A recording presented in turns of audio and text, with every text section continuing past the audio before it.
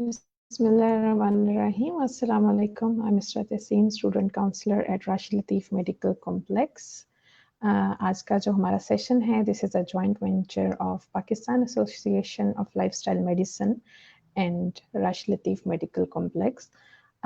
आज के सेशन में हम बात करेंगे इम्यूनिटी एनहांसमेंट पे। मेरे साथ मेरी को होस्ट मौजूद हैं miss Samiya Khalid. Miss Samiya Khalid, please introduce yourself. अस्सलाम वालेकुम। मेरा नाम समिया खालिद है। क्लिनिकल साइकोलॉजिस्ट होने के साथ साथ मैं सर्टिफाइड लाइफस्टाइल मेडिसिन कोच हूँ। Pakistan association of lifestyle medicine की एग्जीक्यूटिव मेंबर होने की हैसियत से हमारा मेन मकसद बीमारियों की रोकथाम के लिए मौजूदा हेल्थ केयर सिस्टम में कुदरती तर्ज ज़िंदगी को फ़रोग देना है। Thank you. अब मैं चाहूँगी कि आप हमारी गेस्ट को इंट्रोड्यूस करवाएं। जी जी, आज की हमारी जो डॉक्टर शगुफ्ता फ़िरोज़ गेस्ट हैं, उनका बहुत लंबा चौड़ा इंट्रोडक्शन है। I would try to put it in nutshell. Doctor शगुफ्ता फ़िरोज़ माशाल्लाह से Pakistan association of lifestyle medicine की प्रेसिडेंट हैं और 1988 से शी हैज़ बीन प्रैक्टिसिंग, और हमेशा से उनका दिल था कि वो नेचुरल तरीक़ों को और होलिस्टिक नेचर को समझें और इस चीज़ में लेकर आएँ। इसीलिए उन्होंने स्पेशलाइजेशन की फैमिली मेडिसिन में, होलिस्टिक न्यूट्रिशन में, इंटीग्रेटिव मेडिसिन में और लाइफस्टाइल मेडिसिन में। आप फाउंडर हैं synchronised lifestyle modification programme SLP की तकरीबन पिछले 16 साल से, और आपकी एक बहुत फेमस बुक भी है, that is living as nature intended. इसके अलावा लाइफस्टाइल मेडिसिन एजुकेशन की आप कोलैबोरेटर रही हैं हार्वर्ड यूनिवर्सिटी के साथ पाकिस्तान की तरफ से, और तकरीबन 5 साल आपने एज अ कोलैबोरेटर काम किया। अक्टूबर 2019 में रिफा यूनिवर्सिटी ने पाकिस्तान में रिफा इंस्टीट्यूट ऑफ लाइफस्टाइल मेडिसिन का आगाज़ किया आपकी लीडरशिप के साथ, और तब से आप अंडर ग्रेजुएट्स और पोस्ट ग्रेजुएट मेडिकल डॉक्टर्स के साथ इसको आगे लेकर बढ़ रही हैं और अपने काम को मज़ीद लोगों के अंदर फेमस कर रही हैं और हेल्प कर रही हैं। Welcome अबॉर्ड doctor Shagufta. Welcome to this session and thank you so much ma'am for the being on it. जैसा कि मैम आपने आमतौर पे सुना है कि हमारा जो लाइफ स्टाइल है वो हमारी एज और हमारी हेल्थ के ऊपर बड़ा इम्पेक्ट डालता है। तो हमारा पहला क्वेश्चन आपके साथ यही है कि लाइफ स्टाइल है क्या? What is life style and life style medicine? Ma'am mic mute करेंगे प्लीज आप। सॉरी, पहले तो मैं आप सबको मुबारकबाद देना चाहती हूँ, राशिद लतीफ़ मेडिकल कॉम्प्लेक्स को, डॉक्टर नाशी को, आप लोगों को, सोशल मीडिया की टीम को, कि आपने, मुझे पता है कितनी एफर्ट है आप लोगों की, आप 2-3 दिन से इसमें लगे हुए हैं। तो हम बड़ी एक अच्छी इंटेंशन के साथ ये सारा कुछ प्लान कर रहे हैं, तो पहले तो आप सबको इसकी बहुत मुबारक हो। अच्छा, आपने जो बात की है लाइफस्टाइल मेडिसिन की, लाइफस्टाइल मेडिसिन तो एक मेडिकल स्पेशलिटी है, ठीक है। जब से हमारे यहाँ ये पैंडेमिक हुई है पिछले 1 साल में, हर बंदा जो भी टीवी के ऊपर आता है और हेल्थ के हवाले से बात करना चाहता है, वो आते ही कहता है जी लाइफस्टाइल मॉडिफाई करें, अपना लाइफस्टाइल ठीक कर लें। मैं डॉक्टर्स के प्रिस्क्रिप्शंस में देखती हूँ, कार्डियोलॉजिस्ट हैं, रुमेटोलॉजिस्ट हैं, लिखा होता है जी अपना लाइफस्टाइल ठीक कर लें। बट क्या ठीक कर लें? डॉक्टर्स गाइड नहीं कर सकते। लाइफस्टाइल मेडिसिन को अभी यानी पैदा हुए हुए तकरीबन 10-15 साल का अरसा हुआ है, और ये अमेरिका से शुरू हुई है। ये डॉक्टर्स की या मेडिकल की एक स्पेशलिटी है, और एक डॉक्टर जब तक इसको समझेगा नहीं, इसको पढ़ेगा नहीं, वो लाइफस्टाइल मेडिसिन सर्टिफाई नहीं हो सकता। पाकिस्तान में इस वक्त 3 सिर्फ बोर्ड सर्टिफाइड लाइफस्टाइल मेडिसिन के डॉक्टर्स हैं, मेरे अलावा 2 और हैं, बाकी आप सारे हैं जिनको मैं पढ़ाती हूँ, जिन्होंने सर्टिफिकेशंस ली हुई हैं।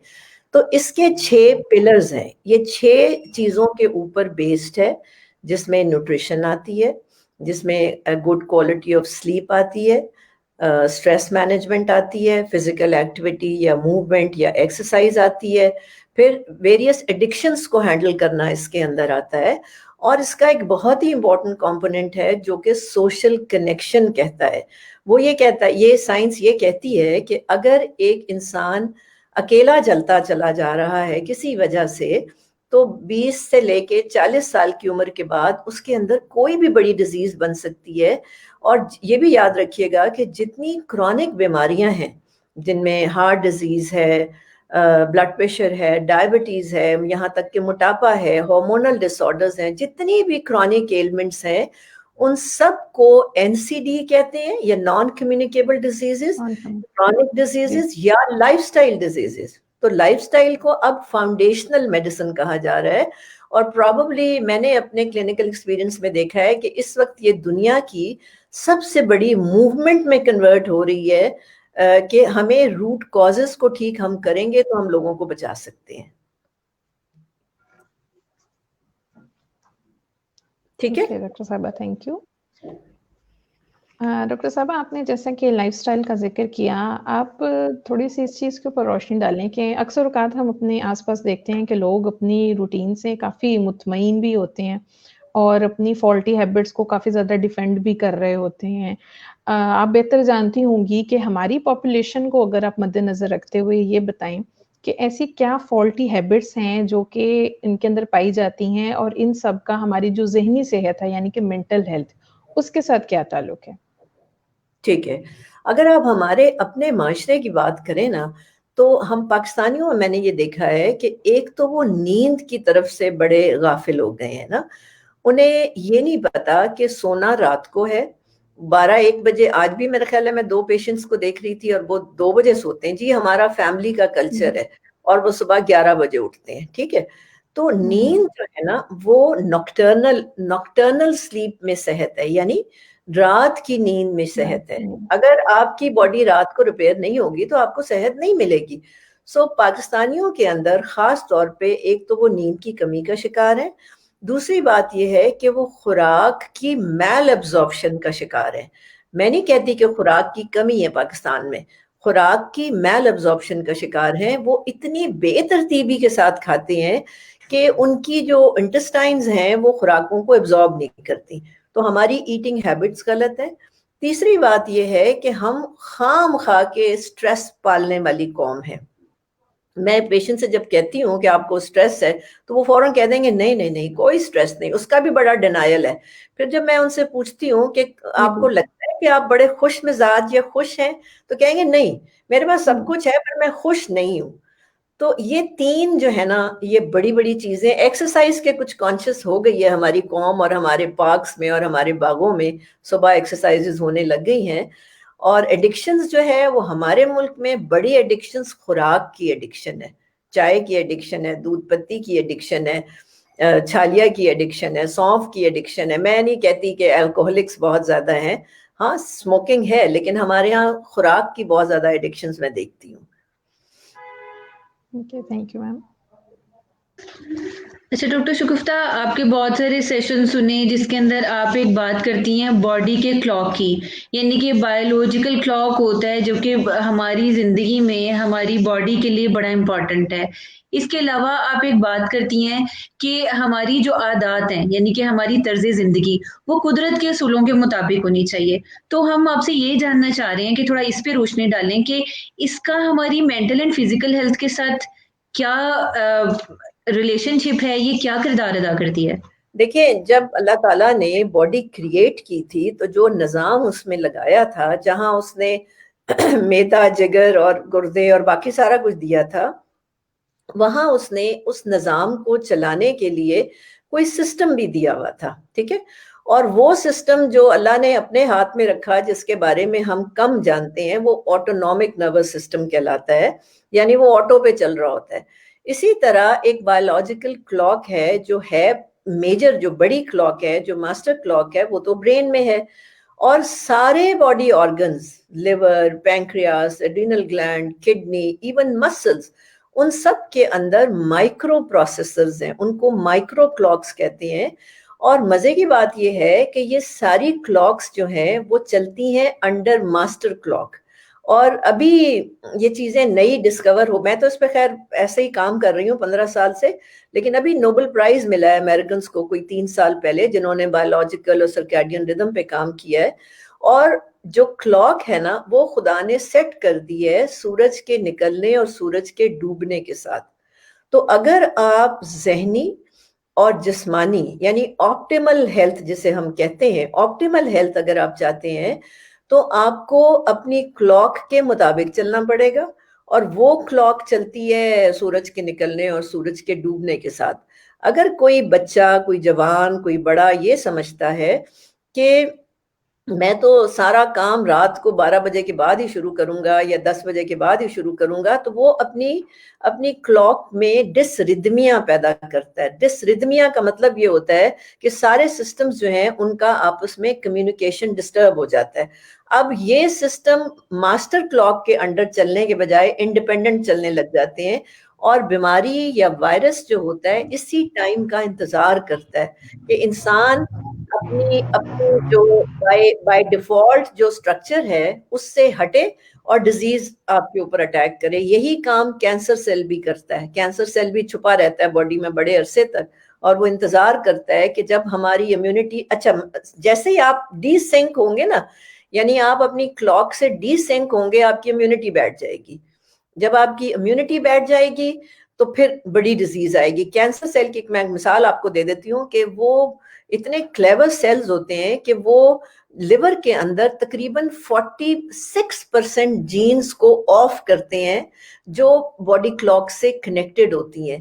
تو جب لیور جو کہ 500 فنکشنز کر رہا ہے، جب اس کی 46% جینز آف ہو جاتی ہیں تو ساری باڈی میں افراتفری مچ جاتی ہے، اور پھر وہ ٹائم ہوتا ہے جہاں کینسر جو مرضی کرے پھر وہ کرتا ہے باڈی کے اندر. اس لیے ضروری ہے کہ ہم اپنے آپ کو سنک کریں اپنی نیچرل کلاک کے ساتھ اور اپنے اندر ایک ڈسپلن پیدا کریں. Thank you. میم جیسا کہ آپ نے پہلے بھی ذکر کیا اور اپنے اب کے آنسر میں بھی آپ نے لائف سٹائل کے حوالے سے بات کی اور بایولوجیکل کلاک کی بات کی. ہماری جو پاکستانی عوام ہے، آپ کی اس پریکٹس کو وہ کس طرح ویو کرتی ہے؟ آپ جب مطلب انہیں پریچ کرتی ہیں یا سکھاتی ہیں اس چیز کے بارے میں، آیا وہ ان چیزوں کو سمجھنے کے قابل ہوئے ہیں؟ جیسے کہ اب ایز اے پریکٹیشنر اگر میں یہ کہوں کہ آج سے تقریباً 3 سے 5 سال کے اندر ہماری جو سائیکولوجیکل پرابلمز ہیں اس کے بارے میں لوگوں میں زیادہ اویئرنیس آئی ہے. اس سے پہلے لوگ سمجھتے تھے کہ ایسا کچھ ہوتا ہی نہیں ہے. اب پھر بھی کافی زیادہ پاپولیشن ہے، even I have worked in periphery, تو وہاں پر بھی لوگوں کو تھوڑی بہت سمجھ آنا شروع ہو گئی ہے کہ سائیکولوجیکل ایشوز ہیں. جو بات آپ کر رہی ہیں اس میں واقعی ڈینائل بہت زیادہ ہے، کیونکہ اس میں بہت ساری چیزیں آپ کو چینج کرنی پڑتی ہیں. تو جب آپ لوگوں سے بات کرتی ہیں اس بارے میں، ان کو اپنی لائف سٹائل کو اتنا چینج کرنے کے بارے میں کہتی ہیں، تو ان کا کیا رویہ ہوتا ہے پاکستانی عوام کا آپ کے سامنے جو آیا ہے اپنی پریکٹس کے بعد؟ دیکھیں، جب میں یہ بات، آپ نے ایک ورڈ یوز کیا پریچ کا ورڈ ہی میرا خیال ہے صحیح لفظ ہے، کیونکہ یہ ٹیچ اینڈ پریچ دونوں کرنا پڑتا ہے. آپ کو اس بندے کو سمجھانا پڑتا ہے نا، اور جب تک وہ انسان سمجھتا نہیں ہے، اور اس کو اگر میرے مریض کو میرے پہ ٹرسٹ ہے نا کہ میں اس کی خیر خواہ ہوں، جو میرا خیال ہے میرے پیشنٹس کو تو میرے پہ ہے کہ میں نے ان کے ساتھ بے ایمانی نہیں کرنی ہے، یا اللہ کا شکر ہے بیکاز آئی ایم بلیسڈ. تو میرے پیشنٹ جو آتا ہے وہ سنتا ضرور ہے میری بات، لیکن اس میں بھی فیلئر بہت زیادہ ہے. آتا ہے بڑے شوق سے، لیکن 100% نہیں چڑھ پاتا. ہوتا کیا ہے، وہ مہینہ کرے گا، 2 مہینہ کرے گا، پھر زندگی کے مسئلوں میں الجھ جائے گا، پھر اپنی ذات کو پرائرٹائز نہیں کر پائے گا اور سیکنڈری پوزیشن میں لے جائے گا. پھر 2-4 مہینے کے بعد گھومتا ہوا آئے گا اور شرمندگی کے ساتھ آئے گا، او ڈاکٹر صاحب بڑی شرم آ رہی، اور آ کے مجھے کہیں گے آپ بڑا ڈانٹیں گی، ہمیں بہت ڈانٹیں گی. یہ جو اس کا رویہ ہوتا ہے نا، کیونکہ جو لائف سٹائل میڈیسن ہے اس کی جو بیس ہے وہ بیہیویورل سائنسز ہیں. بیہیویورل سائنسز کے اوپر یہ بیسڈ ہے لائف سٹائل میڈیسن. تو جب میرا پیشنٹ مجھے آ کے یہ کہتا ہے کہ ڈاکٹر صاحب بڑی غلطی ہو گئی ہے، بڑا مجھے شرمندگی ہو رہی ہے، تو مجھے یہ پتا ہوتا ہے کہ آج یہ اگر اس دن 30% تیار تھا تو آج یہ 60% تیار ہے اپنے لیے. ٹھیک ہے، تو بہت اچھے پیشنٹس ہیں میں نے اس پہ محنت ویسے بہت کی ہے. میں نے سوشل میڈیا کی پاور کو یوز کیا, میں نے الیکٹرانک میڈیا, میں نے ٹی وی پہ بہت کام کیا, میں نے اخباروں میں بہت لکھا. تو میں نے پچھلے جو میرے, اب تو مجھے کوئی 16-17 سال ہو رہے ہیں, جو شروع کے کوئی 8-10 سال تھے اس میں نے بہت کام, اور میں اکیلی تھی اس وقت اس سائنس کے لیے. اب تو میرے ساتھ یہ بہت سارے بچے آ گئے ہیں, سرٹیفائڈ بچے ہیں, لیکن اس وقت میں اکیلی تھی. تو اس وقت میں نے ان میڈیاز کی پاور کو یوز کیا تھا لوگوں کو کنونس کرنے کے لیے نا. تو لوگ آتے ہیں پیریفری سے, بڑے لوگ آتے ہیں, آپ کو حیرانگی ہوگی کہ گاؤں کے بڑے لوگ آتے ہیں اور آ کے کہتے ہیں جی اسی تے سکھن واسطے آئے ہیں, سیدھی طرح کھانا کس طرح ہے, سانو سکھاؤ کہ کھانا کس طرح کھانا. مطلب اپنے الفاظ میں کہتے ہیں مجھے آ کے.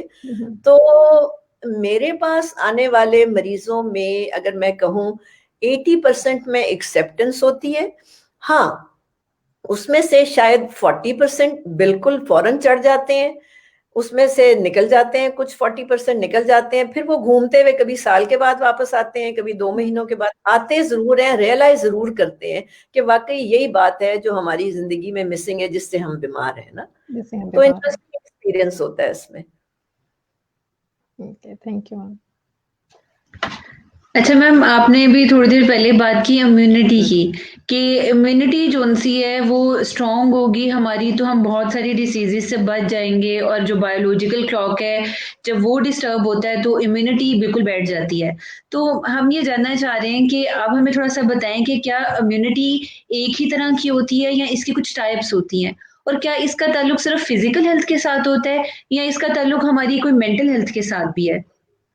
ٹھیک ہے, دیکھیں امیونٹی جو ہوتی ہے نا, جو ہم لوگ, بلکہ ہم نے جو کم پڑھا ہے ایز اے ڈاکٹر وہ بھی امیونٹی کے بارے میں ہی پڑھا ہے, اور بہت کم ڈاکٹرز ہوتے ہیں جو امیونولوجسٹ بننا چاہتے ہیں نا. تو امیونٹی کے بارے میں ہم کم جانتے ہیں.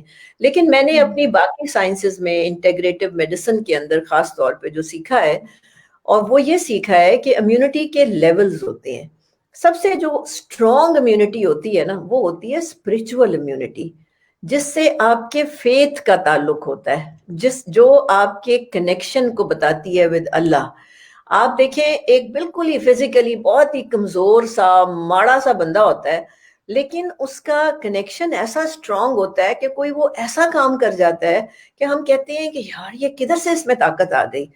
تو جو اسٹرانگسٹ امیونٹی ہے وہ اسپرچول امیونٹی ہے. اگر آپ فزیکلی بڑے, میں یہ آپ کو اپنے کچھ کینسر کے پیشنٹس کے حوالے سے ایک بات بتانا چاہوں گی. بہت ہی ہیلدی لائف سٹائل فالو کر رہا ہے کوئی بندہ, بڑا پرفیکٹ کھانا پینا, اس کو کینسر ہو جاتا ہے. وہ اسپرچولی اسٹرانگ نہیں ہے. ان ٹرمز آف کنیکشن میں بات کر رہی ہوں. کینسر کا خوف, جو کہ ابھی سٹیج 1 کینسر ہے, اس بندے کو 2 ہفتوں میں مار دیتا ہے, اس کی ڈیتھ ہو جاتی ہے 2 ہفتوں میں. ٹھیک, اس کے برعکس میں ایسے پیشنٹس دیکھتی ہوں جن کو میٹاسٹیٹک کینسر ہے, ٹھیک, اور لیکن وہ کہتے ہیں جی ڈاکٹر صاحب ہماری زندگی جتنی ہے وہ کینسر نے کیا کر لینا ہے, ہم تو بس کینسر جانے ہیں تو اللہ جانے, ہم تو اپنا کام کر رہے ہیں. اور ان کو میرے مطلب میں وٹنس ہوں کچھ پیشنٹس کی کہ ڈاکٹرز نے, آنکولوجسٹ نے کچھ ہفتوں کا ٹائم دیا, اور وہ لوگ جو ہیں وہ سالوں جیے ہیں اور کسی اور ڈیزیز سے گئے ہیں. تو جو فیتھ ہوتا ہے نا, میں ہمیشہ ڈاکٹر بروس لپٹن کو کوٹ کرتی ہوں, انہوں نے ایک کتاب لکھی ہے, میری ایک پی ایچ ڈی میں میرے وہ فیسیلیٹیٹر بھی تھے, تو بایولوجی آف فیتھ کہتے ہیں وہ, تو ایکسلنٹ بک ہے بائی ہم. سو جو فیتھ کی امیونٹی ہے وہ سب سے اسٹرانگ امیونٹی ہے. اس کے بعد جو ذرا کم اسٹرانگ ہے وہ ہے ایموشنل امیونٹی. اگر ہم انسان اپنا غصہ, غم, خوف, ڈپریشن کو ہینڈل کرنا جانتے ہیں تو بھی ہماری فزیکل باڈی کو کچھ نہیں ہوتا. ٹھیک ہے, اس کے بعد تیسرے نمبر پہ آتی ہے, یعنی جو لوسٹ کیٹیگری کی امیونٹی ہے وہ ہے فزیکل امیونٹی. اچھا, فزیکل امیونٹی زیادہ سے زیادہ ریزائڈ کرتی ہے پیٹ کے اندر. ہماری جو مائکرو بایوم ہے یا جو انٹسٹائنل فلورا ہے وہ بناتا ہے امیونٹی. تو اگر ہم الٹ پلٹ خوراک کھائیں گے, بے ترتیبی سے کھائیں گے, تو ہمارا مائکرو بایوم ڈسٹرب ہوگا. ہمارا مائکرو بایوم ڈسٹرب ہوگا تو وہ ہمیں پروٹیکٹ نہیں کر سکے گا اگینسٹ بیکٹیریا, وائرسز, فنگس اور ڈفرنٹ مائکرو آرگنزم سے, ایون کینسر سے.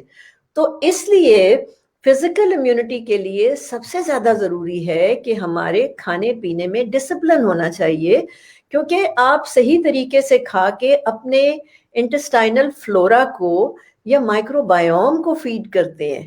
وہ بھی اسی وقت پرفیکٹ کام کرتا ہے جب آپ کا ناشتے کا کھانے کا ٹائم مور اور لیس فکسڈ ہوتا ہے.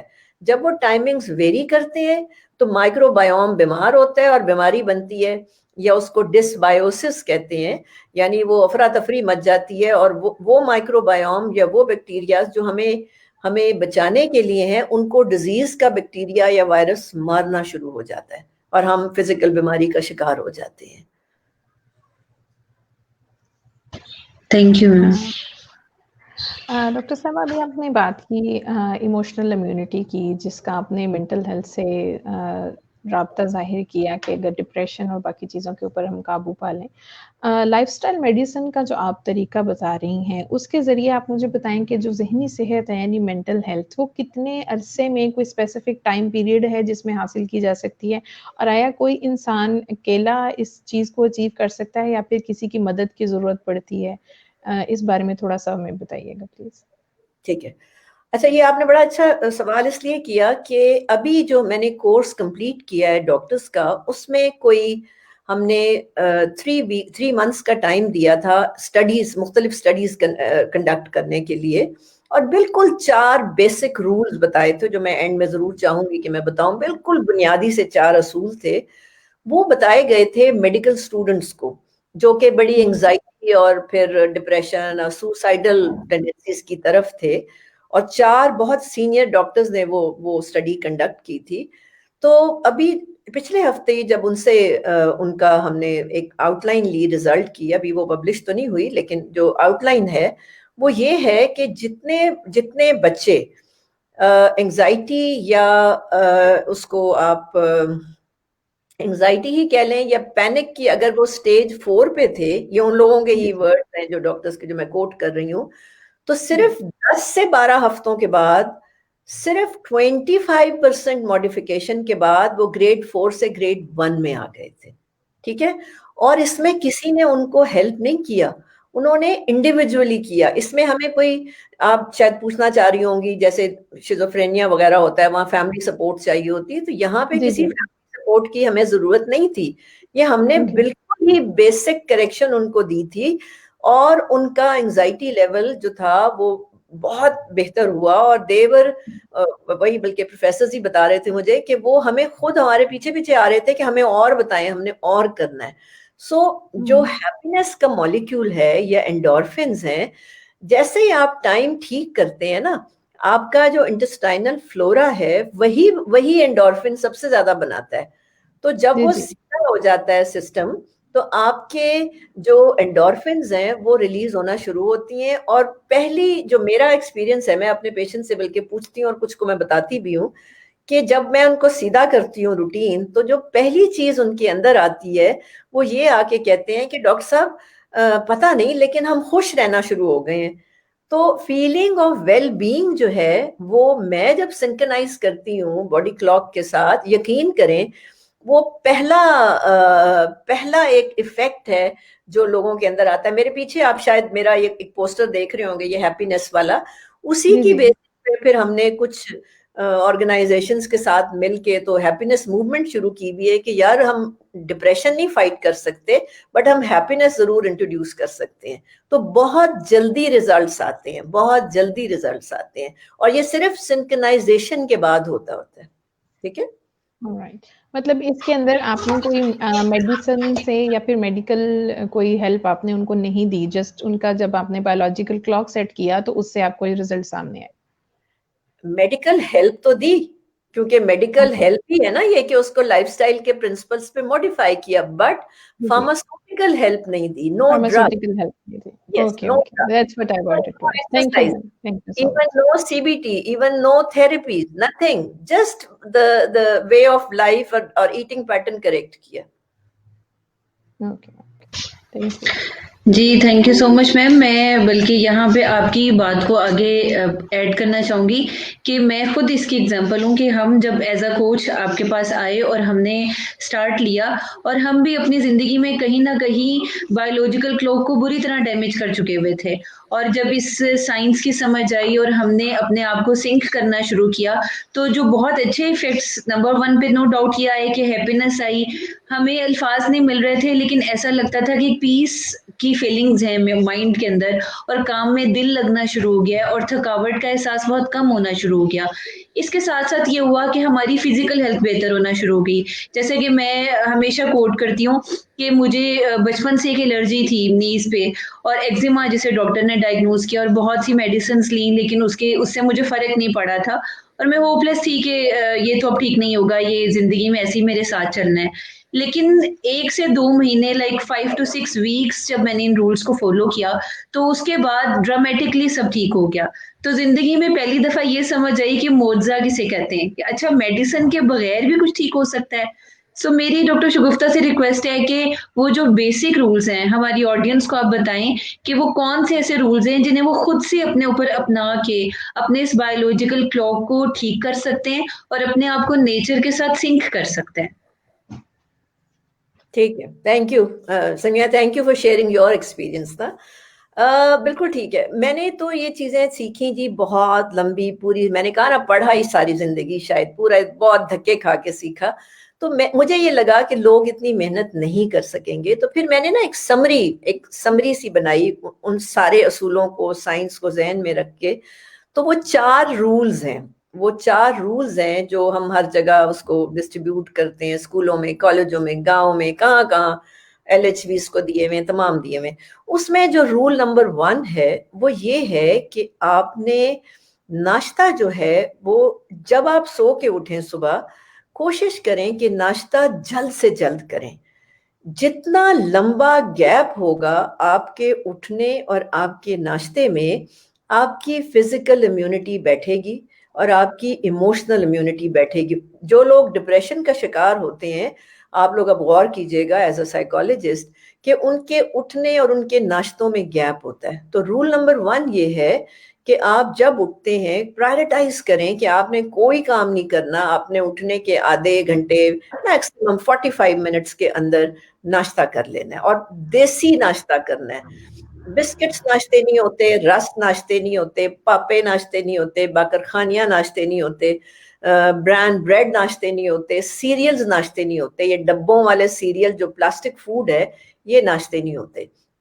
میں بات کر رہی ہوں روٹیوں کی, میں بات کر رہی ہوں سالن کی, میں بات جو آدمی یہ بھی نہیں افورڈ کر سکتا میں اس کے لیے کہہ رہی ہوں وہ روٹی اور پیاز کھا لے, وہ روٹی اور چٹنی کھا لے, وہ روٹی اور دال کھا لے. کھانا ناشتے کو کھانے کی طرح کھائیں. کھانے کی طرح جب آپ کھائیں گے تو آپ کو وہ آپ کو زندگی دے گا. یہ بات یاد رکھیے گا کہ ناشتہ ہمیں زندگی دیتا ہے. اور یہ جو وائرسز اور بیکٹیریا اور ڈیزیز ہے نا, یہ اتنے چلاک ہیں کہ یہ انتظار کرتے ہیں اس گیپ کا. جو گیپ ہے نا بٹوین اٹھنا اینڈ ناشتہ, جو کہ زیادہ تر لوگوں کا 2 سے لے کے 4 گھنٹوں کا ہوتا ہے, تو ڈیزیز اس کے درمیان بنتی ہے, اٹھنے سے لے کے ناشتے کے درمیان. تو پہلا اصول یہ ہے کہ آپ اٹھتے ہی پیٹ بھر کے ناشتہ کر لیں. ٹھیک, بس سمپل بات, اور کوئی اس سے آگے ہم کمپلیکیٹ نہیں کر رہے. اس کے ساتھ آپ کا مائکرو بایوم طاقتور ہوتا ہے, اس کے ساتھ آپ اپنی گھڑی سے سنک ہو جاتے ہیں, بہت بڑے بڑے سسٹمز آپ کے سیدھے ہونا شروع ہو جاتے ہیں صرف ناشتہ جلدی کرنے سے. اس کے بعد ایک سمپل سا اصول ہے کہ آپ نے پانی, زیادہ تر لوگ کھانوں کے ساتھ یا کھانوں کے بعد پانی پیتے ہیں. جب آپ کھانوں کے بعد یا کھانوں کے ساتھ پانی پیتے ہیں تو آپ اپنے مائکرو بایوم یعنی انٹسٹائنل فلورا کو ویک کرتے ہیں. تو آپ پانی عادت ڈال لیں کہ جب بھی آپ نے پانی پینا ہے, آپ کچھ بھی کھانے سے پہلے اپنے آپ کو یاد کرائیں کہ میں نے پانی پینا ہے. چائے پینی ہے 5 منٹ پہلے پانی پی لیں, کھانا کھانا ہے 5 منٹ پہلے پانی پی لیں. ٹھیک, اور پانی پئیں. ہماری پاکستانی قوم ڈی ہائیڈریٹڈ قوم ہے, اس کی بہت ساری بیماریاں ڈی ہائیڈریشن سے ہو رہی ہیں. بڑے کم لوگوں کو پتا ہے کہ 12 گلاس پانی پینا زندگی کے لیے ضروری ہے. وہ کہتے ہیں نہیں جی, آج بھی میں سن رہی تھی کوئی پیشنٹ کہہ رہا تھا جی 1 ہی گلاس پیتی ہوں میں روزانہ. तो 12 ग्लास और सही टाइम पर पानी पीना आपके ब्लड की जो फ्लूइडिटी होती है उसको कायम रखता है, और ब्लड उस रवानी से फिरता है जैसे उसको फिरना चाहिए। और अगर ब्लड उस रवानी से नहीं फिरेगा गलत पानी पीने से, तो आपके निचला धड़ की बीमारियां बनेंगी, और आपका ये जो हेड एंड नेक का एरिया है इसकी बीमारियां, यादाश्त खराब होती है, बाल गिर जाते हैं, नजर खराब होती है, ये सिर्फ पानी ना पीने से होता है। तो ये जो मैंने निकाले हैं असूल, इसके ऊपर मैं पूरा दिन बोल सकती हूँ कि एक असूल को सही करने से क्या कुछ होता है। तो ये मैंने आपको मोटे मोटे बताए हैं। तीसरी बात ये है कि कुछ खुराकें आपस में मिलाई नहीं जा सकती, वो लड़ती हैं। उनमें से मीठा है। वो जो मीठा है, जब आप खानों के बाद खाते हैं तो मीठा और खाने की कॉम्पोजिशन, खानों में हम क्या खा रहे होते हैं, हम रोटियां खाते हैं, हम दाल खाते हैं, हम सब्जी खाते हैं, हम गोश्त खाते हैं। तो जो मील की केमिस्ट्री है यानी खुराक की केमिस्ट्री है, वो मीठे की केमिस्ट्री से नहीं मिलती। तो हर किस्म का मीठा, जिसमें फल आते हैं, कुछ और मीठी चीजें आ सकती हैं, लोग जूस शूस पी रहे होते हैं, ड्रिंक्स ले रहे होते हैं, उनको हमेशा नमकीन शुरू करने से पहले लें, बाद में ना लें। अगर आप बाद में लेंगे तो आपके अंदर डायबिटीज, मोटापा, जोड़ों के अमराज, कैंसर और बड़े मेटाबॉलिक डिसऑर्डर्स बनते हैं। कितनी छोटी सी करेक्शन से हम क्या कुछ ठीक कर सकते हैं। तो मीठा मना नहीं है, इवन मेरे डायबिटिक्स भी हलवे खाते हैं, उनको तरीका पता है कि कैसे खाना है, वो पहले खाते हैं। जब आप पहले खा लेते हैं, कोई अपने खाना शुरू करने से कोई आधा घंटा पहले, तो आपकी बॉडी उस मीठे को बहुत अच्छा हैंडल करती है।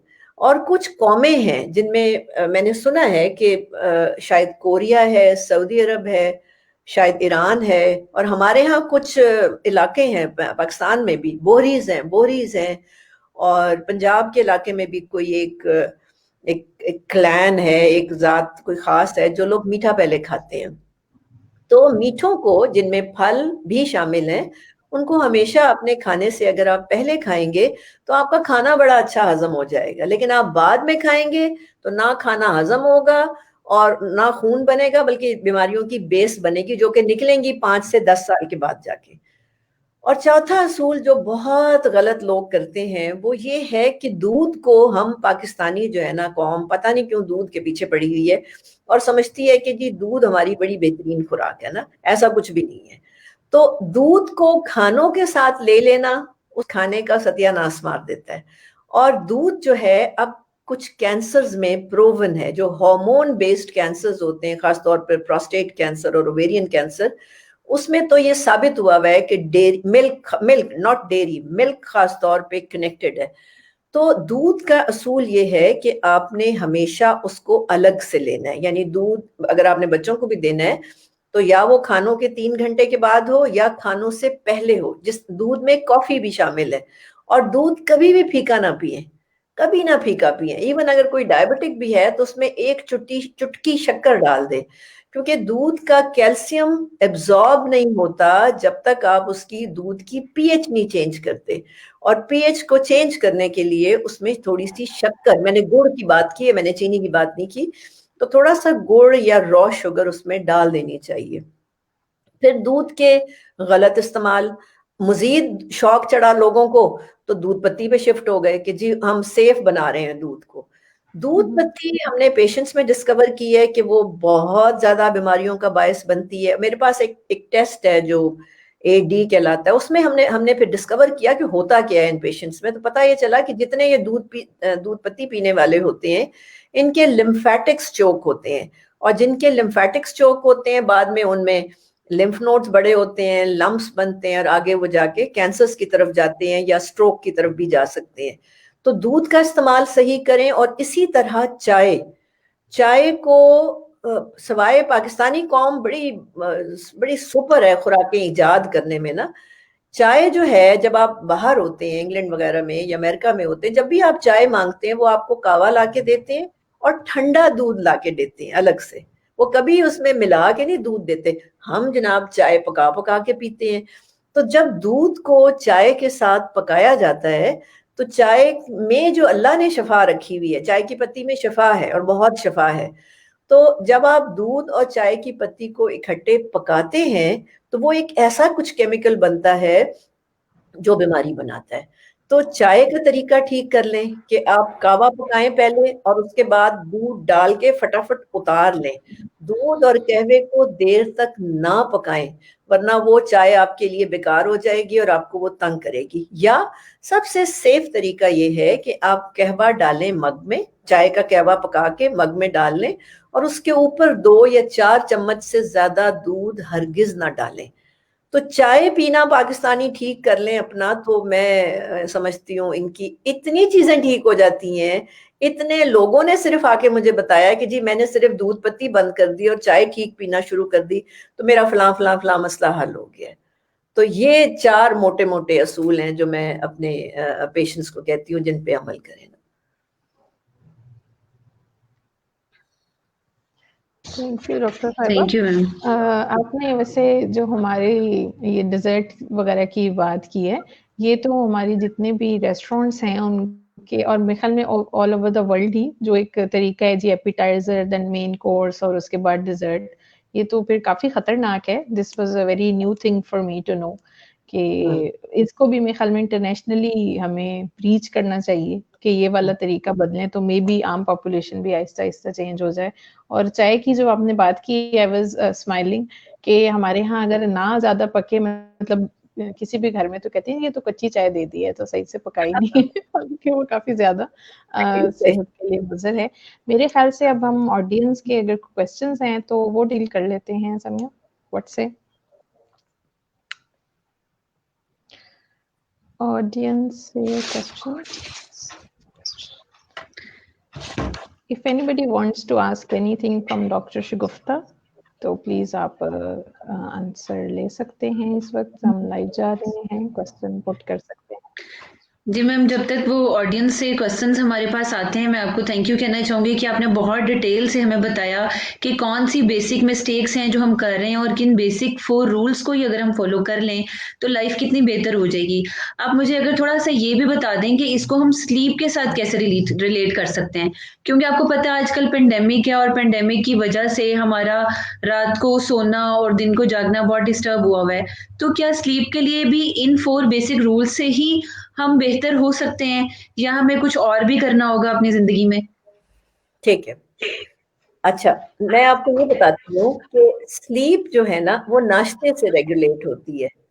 جب میں لوگوں کے ناشتے ٹھیک کرتی ہوں تو مجھے آ کے پیشنٹس کہتے ہیں کہ ڈاکٹر صاحب پتہ نہیں کیا بات ہے کہ ہم بڑی گہری نیند سونا شروع ہو گئے ہیں. جب آپ اچھا ناشتہ کھلاتے ہیں پیشنٹس کو تو سائیکل سیدھا ہو جاتا ہے. وہ جو سرکیڈین ردم ہے یا سرکیڈین بایولوجیکل کلاک ہے وہ سیدھی ہو جاتی ہے. ٹھیک ہے, جب وہ سیدھی ہو جاتی ہے تو باڈی کا سلیپ جو میکینزم ہے وہ ایکٹیویٹ ہو جاتا ہے اور وہ خود ہی کام کرنے لگ جاتا ہے. آپ کو کسی کو کوئی نیند کی گولی دینے کی ضرورت ہی نہیں پڑتی ہے, وہ سیدھا ہو جاتا ہے سارا سسٹم. اور سلیپ کا پینڈیمک میں یہ رول ہے کہ آپ کی باڈی اپنے آپ کو ریپیئر کرتی ہے بٹوین 1 and 3, رات کے 1 سے 3 بجے کے درمیان. اگر آپ اپنے آپ کو اپنی باڈی کو الاؤ نہیں کر رہے کہ وہ اس ٹائم پر اپنے آپ کو ریپیئر کرے تو آپ یہ سمجھیں کہ آپ کی روز کی جو توڑ پھوڑ ہے وہ جمع ہوتی چلی جا رہی ہے. فرض کریں آج میری باڈی میں کوئی 10% توڑ پھوڑ ہوئی ہے, آج میں رات کو نہیں سوئی ہوں تو اس کے بعد میں نہیں سوئی, آج کی 10% توڑ پھوڑ میرے ساتھ جمع ہے, میں نے اب اگلے دن چلی گئی, اگلے دن بھی کسی وجہ سے نہیں سوئی, تو اب 20% جو میرا ویئر اینڈ ٹیئر ہے باڈی کا وہ جمع ہو گیا ہے اور میری 20% ساتھ ہی امیونٹی بھی بیٹھ گئی ہے. تو وہ لوگ جو آپ بلکہ یہ سنیں گے جو کینسر کے پیشنٹس ہوتے ہیں یا جن میں کینسر ڈیولپ ہو, انفارچونیٹلی بہت ینگ لوگوں میں ہو رہا ہے کینسر, ویری ویری انفارچونیٹ. بہت مجھے دکھ ہوتا ہے جب میں 25 سال 30 سال کے لڑکے کو دیکھتی ہوں, بہت مجھے تکلیف ہوتی ہے. لیکن جب میں ان کی کہانی سنتی ہوں تو انہوں نے زندگی بھر میں ناشتے نوشتے کوئی نہیں کیے ہوتے, وہ بہت جلدی میں کھانے کے عادی ہوتے ہیں. ایک اور چیز کا بھی خیال رکھیں, اس کے ساتھ ہی پہلے میں بتا دوں کہ وہ رات کی نیند کو پریفر نہیں کرتے. ایک اور بات کا خیال رکھیں کہ یہ جو اللہ تعالیٰ نے ہمیں نعمتیں دی ہوئی ہیں نا, خوراک, اس کی رسپیکٹ کریں, اس کی عزت کریں. جب آپ بسم اللہ الرحمن الرحیم پڑھتے ہیں تو آپ اپنی خوراک کو لائیو کر لیتے ہیں, وہ خوراک لائیو ہو جاتی ہے, اور خوراک کا مولیکیول آپ کے باڈی ٹیشو, آپ کے باڈی سیلز, آپ کے انزائمز, آپ کے نیورو ٹرانسمیٹر سب کے ساتھ بات کر سکتا ہے, اور میکسیمم ایبزارپشن ہوتی ہے. ہم پتہ نہیں ان چیزوں کو کیوں چھوڑ کے بیٹھ گئے ہیں. آپ کا کیا خیال ہے؟ وہی جو کھانا شروع کرنے سے پہلے دعا, بعد میں شکر کہنا. جیپنیز قوم میں اکثر اپنے لیکچرز میں یہ بات کہتی ہوں کہ جیپنیز قوم جو ہے وہ بیسٹ ہے ریگارڈنگ دیز ریچولز. وہ جہاں مرضی کہیں ہوں گے, وہ کہتے ہیں جی ہمیں ذرا اپنی دعا پڑھ لینے دو نا. ہم اگر کہیں کسی میٹنگ میں بیٹھے ہوں گے تو ذرا اونچی آواز میں بسم اللہ پڑھ کے میں شرم آئے گی, کسی نے سن تو نہیں لیا تھا. ہم مطلب اس طرح کا فیتھ رکھتے ہیں. تو اگر ہم یہ 2-4 کام کر کے اپنی خوراک کی وائٹیلٹی کو بڑھا لیں گے تو ہمیں فائدہ ہوگا, نقصان کوئی نہیں ہوگا, اور سکون کا احساس ہوگا. ہماری جو صحت ہے وہ بہتر ہوگی, ہماری امیونٹی بہت بہتر ہوگی. تو ہمیں we have to love ourselves, we have to love our body, we have to be thankful to Allah. Allah has given the bestest creation. انسان خدا کی بیسٹ کریشن ہے بھائی. تو آپ کیسے سوچ سکتے ہو کہ ہم اس باڈی کا ستیہ ناش مار دیں؟ ایک آپ مرسڈیز آ جاتی ہے یا ایک بڑی مہنگی کار آ جاتی ہے, جان سے زیادہ ہمیں وہ عزیز ہوتی ہے, اس کو صفائیاں ہو رہی ہوتی ہیں, اس کو چمکایا جا رہا ہوتا ہے. دنیا کی بنی ہوئی چیز ہے, باڈی ریپلیکیٹ نہیں ہو سکتی, کوئی انسان ایسی باڈی دوبارہ نہیں بنا سکتا. تو پتہ نہیں کیا ہم اس کو ڈی ویلیو کیوں کرتے ہیں نا. لیٹس ہوپ ڈاکٹر صاحبہ کہ آج آپ کا یہ سیشن سننے کے بعد مجھے بھی اور تمام سننے والوں کی بھی توفیق ہو کہ ہم تھوڑا بہت ہی صحیح سے سیکھ سکیں. Thank you for the answer. Audience سے کوسچنس ہم لینا شروع کرتے ہیں. جی ارجمن راؤف پوچھ رہی ہیں کہ what kind of food should be taken before exercise اور واک. اچھا, واٹ کائنڈ آف فوڈ تو نہیں, میں آپ کو فوڈ انٹرول ضرور بتاتی ہوں. اصول یہ ہے کہ آپ نے ایکسرسائز یا واک کے درمیان گیپ ہونا چاہیے, یعنی آپ کے کھانے اور آپ کے ایکسرسائز کے درمیان 2 گھنٹے کا گیپ ہونا چاہیے. پہلی بات تو یہ ہے. تو آئیڈیل ٹائم یہ ہوتا ہے کہ یا تو آپ ناشتے کے 2 گھنٹے بعد, اس موسم میں اگر دھوپ ہے تو دھوپ میں کر لیں, یا آپ لنچ کے 2 گھنٹے کے بعد واک کر لیں, تو وہاں آپ کو کچھ بھی نہیں کھانے کی ضرورت ہے. اگر آپ کا گیپ ایکسرسائز کے ساتھ 3 گھنٹے سے زیادہ ہے تو پھر آپ نکلتے ہوئے یا پھل کھا لیں, یا نٹس کھا لیں, یا کافی پی لیں, یا چنے کھا لیں, یا کچھ میٹھا کھا لیں, چاکلیٹ کھا لیں, کچھ تھوڑا سا کچھ کھا کے جا سکتے ہیں. لیکن میں پھر ریپیٹ کر رہی ہوں, اگر گیپ 3 گھنٹے سے زیادہ کا ہو گیا, اگر 2 گھنٹے کا گیپ ہے تو آپ کو کچھ بھی نہیں کرنے کی ضرورت ہے. ٹھیک ہے. اچھا میم, ہمارا نیکسٹ کوشچن ہے, بشرا پوچھنا چاہ رہی ہیں کہ مائی سن از 8 years old and he is suffering from speech delay. His teacher says his mouth bones are very soft. Like teacher says, I think شاید انہوں نے ڈاکٹر کو نہیں دکھایا. Can you suggest something means in diet to improve his mouth bones flexibility? اچھا, اس کے بارے میں پلیز بتائیے گا. میں سمجھ گئی ہوں. اچھا, پہلی بات بشرا, میں اس بچے کو کے بارے میں بات کرنے سے پہلے میں آپ کی طرف جاؤں گی, کیونکہ بچے میرے پاس بہت آتے ہیں, اور بچوں کے لیے جب میں بات کرتی ہوں تو میں ماں کی صحت کی بات کرتی ہوں, اور وہ جو بات ہے وہ بات جو ہے وہ پھر پری کنسیپشن ہیلتھ پہ جاتی ہے. اور جب آپ اس بچے کو کیری کر رہی تھی, when you were pregnant with this child, آپ کی صحت کیسی تھی. میرے لیے یہ امپورٹنٹ ہے کہ اس بچے کو اسپیچ پرابلم کیوں آیا. پھر میرے لیے اس بچے کی ہسٹری میں اس کا پیدائش کے بعد کا پہلا مہینہ امپورٹنٹ ہے, پہلا سال امپورٹنٹ ہے, پہلے 5 سال امپورٹنٹ ہے. اور میں اب چونکہ آپ سے ہسٹری نہیں لے سکتی, تو میں آپ کو یہ ضرور بتا سکتی ہوں کہ آپ you were not well nourished during this pregnancy. یا تو آپ نے خوراک اچھی نہیں کھائی, یا آپ کسی ایموشنل کرائسس کا شکار تھی. دو مین کازز ہوتے ہیں. اس کے بعد پیدائش سے لے کے سال کی عمر تک اس بچے کی جو خوراک ہے, جو ویننگ ہوتی ہے, جو دودھ کا طریقہ ہوتا ہے, اس میں کوئی کمی ہے جس کی وجہ سے اس کے اسپیچ میں ڈیلے ہے. یہ جو بونز والی بات کر رہے ہیں نا, یہ تھوڑی سی کوئی نان ٹیکنیکل سی بات ہے, لیکن اسپیچ ڈیلے کے اندر بچوں کے ایموشنل کازز بھی ہوتے ہیں. ٹھیک ہے. اور اگر اس بچے کو آپ ڈرا ڈرا کے کھلاتی ہیں یا اس بچے کو کوئی مارا وارا بھی گیا ہے, مار شار بھی کی مطلب پٹی ہوئی ہے یا فزیکلی بھی ابیوز کیا جاتا ہے اس بچے کو, یا کسی ایموشنل شوق سے یہ بچہ گزرا ہے, تو بھی اسپیچ افیکٹ ہو جاتی ہے.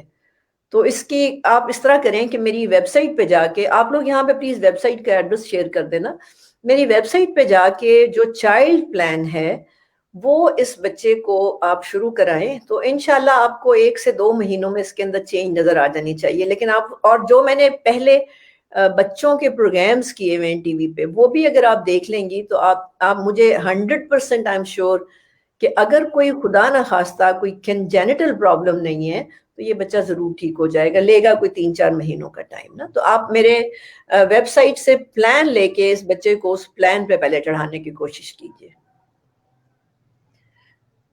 یہ میں کوشچن دیکھ رہی ہوں خود ہی. اچھا, یہ سائرہ خان کا کوشچن ہے کہ please advise how we should persuade children to eat healthy and what foods are best for the pressure of academics. پہلی بات تو یہ ہے کہ پیرنٹس کو گھر کا کلچر چینج کرنا پڑتا ہے in order to persuade their children. Kitchen change کرنا پڑتا ہے. میں ایسے پیرنٹس کو جانتی ہوں, میں ایسے بچوں کو بھی جانتی ہوں کہ جن کے بچے جنک مانگتے ہی نہیں, ان کو جنک کا ٹیسٹ ہی نہیں ہے نا, کیونکہ گھر میں پرویل نہیں کرتا وہ کلچر. تو اگر آپ بچوں کو منع کریں گے اور آپ خود وہ چیزیں کھائیں گے تو آپ کا بچہ کبھی بھی فالو نہیں کرے گا. اور جہاں تک ایکڈیمکس کا تعلق ہے, بچوں کی کنسنٹریشن, ان کی آئی سائٹ, ان کا فوکس, ان کی میموری کے لیے breakfast is the best meal. A breakfast which is loaded with complex carbs and proteins is the best meal to perform them academically best. Fish بچوں کے لیے بہت اچھی ہے.